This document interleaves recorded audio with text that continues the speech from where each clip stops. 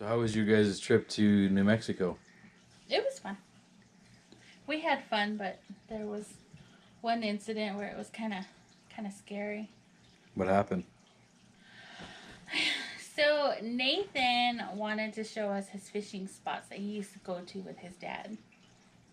And when we started, it wasn't that dark. It was actually like maybe about an hour before it gets dark. And we got to the first fishing spot, and we were driving along the canal, and we could see fish and stuff like that. Well, when we got back in the truck, I wanted to stand in the back with Gracie so we can, lean against the hood of the pickup and enjoy that little small ride down the dirt road. And we started taking off to the next fishing spot. And when we got like halfway there, Gracie and I were filming and we were having fun and all this stuff. And then just shortly before we got to the first or the second fishing spot, I started feeling like an eerie feeling like we shouldn't be there. It was kind of awkward, and I knew that we're not supposed to be around big bodies of water at night. So that kind of made me feel a little bit uneasy, and I told Gracie that there was an eerie feeling about where we were at, and she wanted to know what eerie meant, so I told her it meant weird. Well, we started getting into the area where Nathan's second fishing spot was, and we got off and we got to look at the water and stuff like that, and it was a neat little place. Before we got there was like long grass, just long grass around us, and we could hear like shuffling in the grass. I heard it first time around, and I remember looking in that direction, and Gracie said, "Watch out, Mom!" And all of a sudden, I got hit in the face with a branch. It scratched my face. Like you walked into it? No, we drove into it because me and Gracie were leaning on the hood like this. So, and then it hit my face, and every time we passed like a patch of long grass, it would move, and then when we got done passing it, was really still.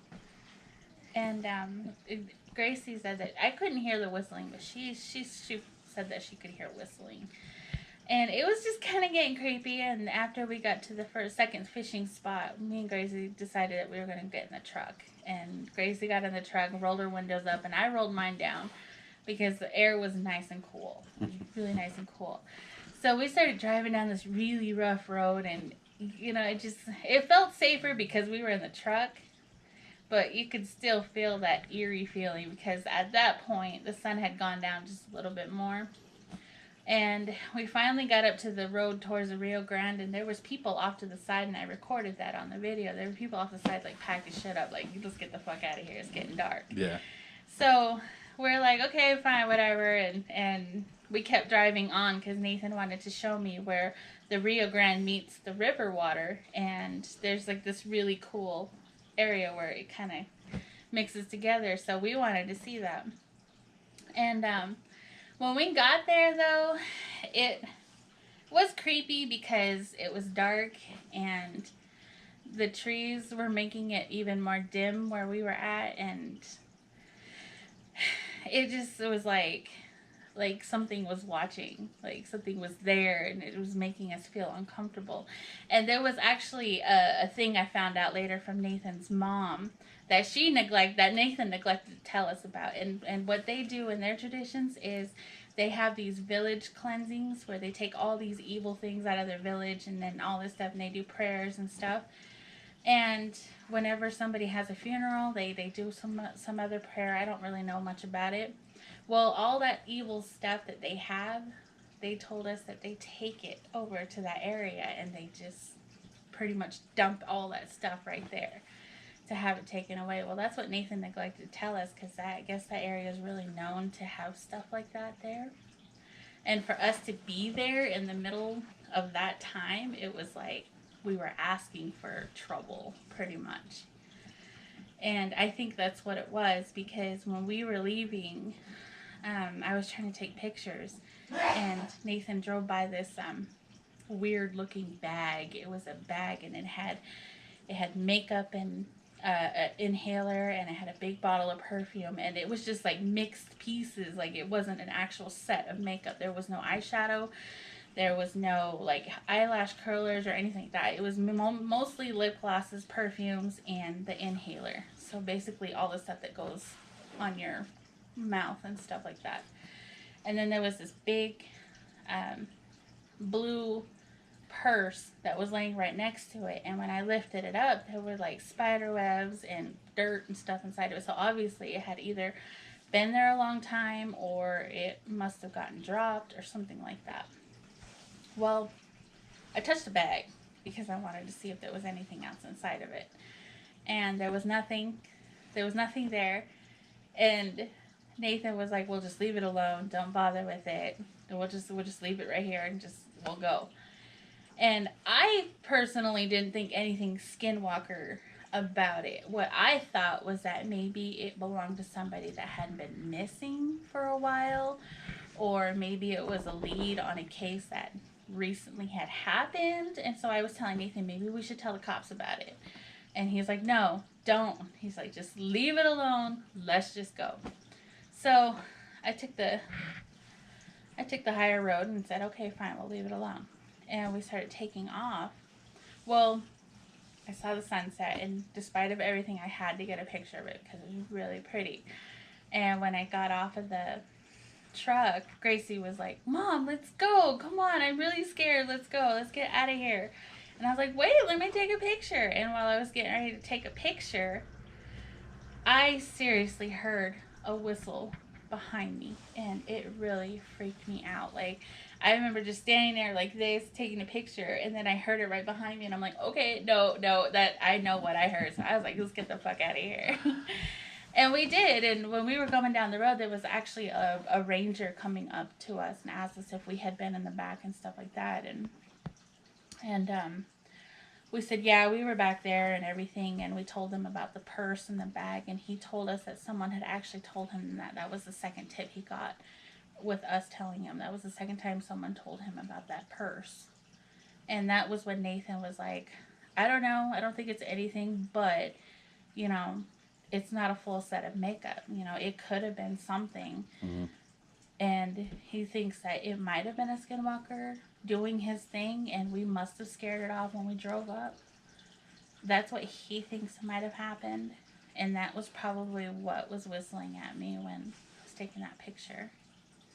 And I'm pretty sure that it was what was following us when we were in the grass, because like it was creepy, like the long grass moving the way it was. And like when we stopped because Nathan was going slow on that rough road, we could hear it. It was just shuffling right there, and it sounded like somebody was crawling or somebody was running through it, and we couldn't see it. It was really creepy. Was you When we're going to that place where it mixes up, the like little trees and stuff were squished together, so the branches would like rub against the windows. Was it creepy for you? Mhm. What was the best part of it though? Nothing. Nothing? I heard whistling, and in the long grass, it sounded like someone was running in it. Yeah? Yeah, Like behind you or in front of you? like behind us and the side of us. So there's two of them? I don't know. I think there was, because we heard on both sides of the truck. That's freaky. Like, reminds me of when Dee Dee went through her experience. Yeah, I think that's what it was too, because well, like Gracie and I heard it, like we hear it over here, and that's why I was looking in that direction and got hit in the face with the branches, because I heard it.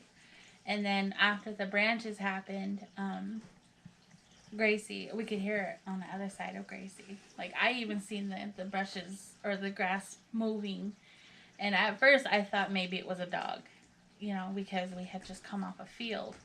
But where we were at, there was nobody back there. There was no houses at all. Nothing. That's freaky though. I mean, even Nathan, when we saw those people, like they were packing shit up like really quick. Like, let's get the fuck out of here.